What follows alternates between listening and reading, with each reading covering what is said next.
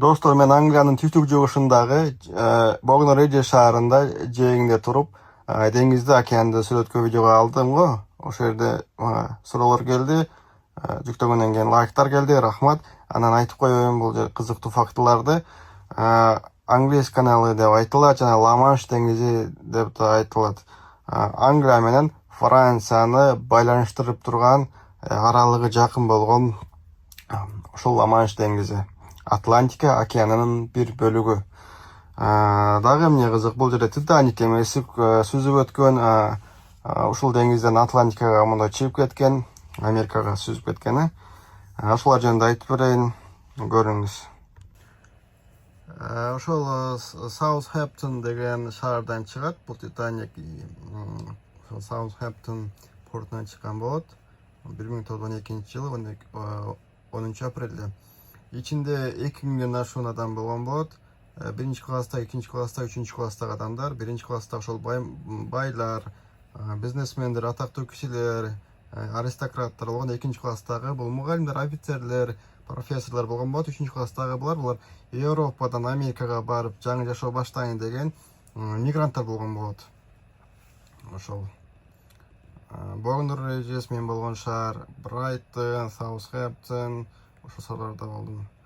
Ошол жердеги чогуу жана жээктеги шаарлар. Портмаус бул ошол негизги кеме флотунун базаларынын бири болгон. Титаник Франциянын Шербур портуна токтойт, жүргүнчүлөрдү, адамдарды жүктөрдү алат. Анан Ирландиянын Костаун портуна токтойт. Анан Америкага, Атлантика океанына чыгып кетет сүзгөндөн. Көрүңүз.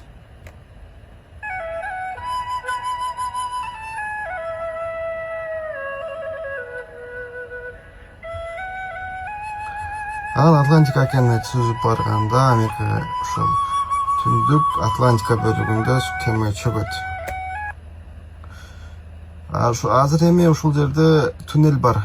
Ошол Англия менен Франциянын ортосунда туннель бар, 50 километрдик. Ошол жөнүндө айтайын. Достор, ошол мен турган шаар, ошол жек, ошол ылдый жакта болчу, болжолдуу турду. Анан батыш жакка басканда мындай Англиянын Фолкстон шаарынан Франциянын Кале шаарына каттаган туннель бар. Узундугу 50 километр. 1994-жылы курулган экен.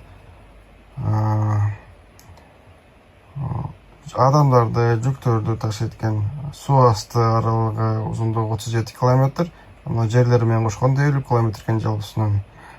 Анан Ла-Манш каналы деп айтылат негизи. Эли озунда эми Ла-Манш деңизи деп коюлган. Негизи бул жерде азыр ошол